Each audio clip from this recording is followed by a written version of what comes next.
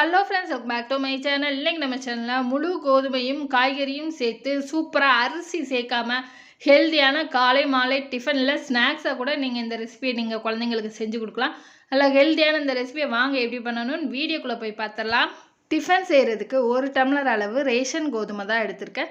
இதில் அதிகமாக அழுக்கு இருக்கும், தூசி இருக்கும், எல்லாத்தையுமே க்ளீன் பண்ணிவிட்டு நல்லா கழுவி வெள்ளை காட்டன் துணியில் தொடச்சி 1 டம்ளர் அளவு எடுத்திருக்கேன். இந்த 1 டம்ளர் அளவு கோதுமையை வெறுங்கடாயில் எண்ணெய் எதுவுமே சேர்க்காம வெறுங்கடாயில் ஒரு 5லேருந்து 8 நிமிஷம் மீடியம் ஃப்ளேமில் வறுத்து கொடுத்துக்கோங்க.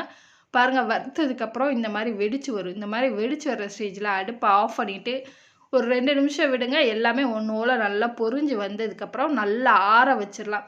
இப்போ கோதுமை பாருங்கள் நல்லா ஆறி வந்துடுச்சு. இந்த ஆறின கோதுமையை ஒரு மிக்ஸி ஜாரில் நம்ம சேர்த்துடலாங்க.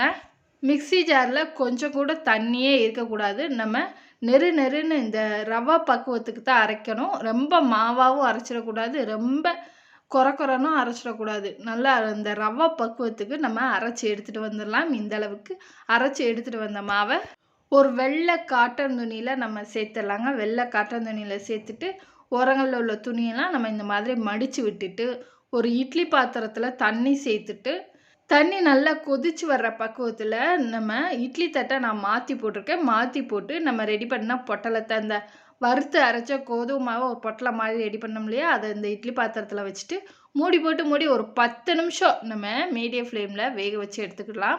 இப்போ ஒரு 10 நிமிஷம் கழித்து நம்ம ஓப்பன் பண்ணி பார்த்துடலாம். இந்த மாவு வெந்துருச்சா என்னன்னு பார்க்குறதுக்கு பதம்லாம் எதுவும் கிடையாது. மாவு நல்லா வெந்து நல்லா கட்டியாக இருக்கும். அதுதான் பார்த்திங்கன்னா மாவு நல்லா வெந்துருச்சுன்னு அர்த்தம். உங்களுக்கு உடைக்கும் போது பாருங்கள் நல்லா மாவு உடைக்கிற பக்குவத்தில் கட்டியாக இருக்குது. இந்த ஸ்டேஜில் மாவை நம்ம ஒரு தட்டில் மாற்றிக்கிடலாம். கட்டியாக இருக்கிற மாவெல்லாம் அப்படியே கைட்டே உதுத்து விட்டுடலாம். நல்லா ஒன்றோட எல்லாமே நல்லா உதுத்து விட்டு நம்ம ரெடியாக வச்சுக்கலாம். இப்போ ஒரு கடாயில் 1 ஸ்பூன் அளவு எண்ணெய் சேர்த்துட்டு 1/4 டீஸ்பூன் அளவு கடுகு நல்லா வெடித்த உடனே ஒரு 10 போல் சின்ன வெங்காயத்தை 2 கட் பண்ணி நம்ம சேர்த்துட்டு 1 நிமிஷம் மட்டும் வதக்கி கொடுத்துக்கலாம்.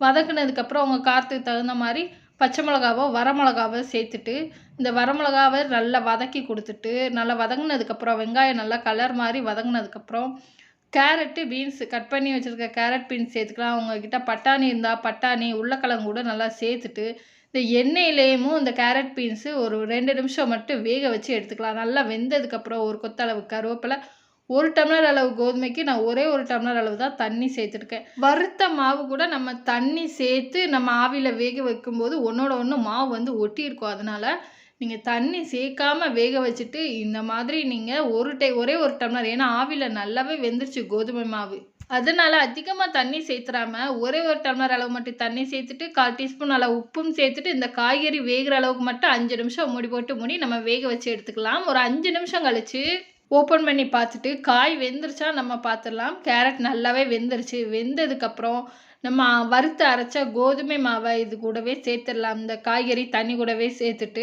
2 நிமிஷம் தான் நம்ம சேர்த்துருந்த தண்ணியை இந்த கோதுமை மாவு நல்லா உள்ளே இழுத்து உதிரியாக சீக்கிரமே வெந்து வந்துடும். கட்டியாக இருந்துச்சுன்னா கரண்டி வச்சு இந்த மாதிரி அழுத்தம் கொடுத்து நம்ம உதுத்து விட்டுக்கிடலாம்.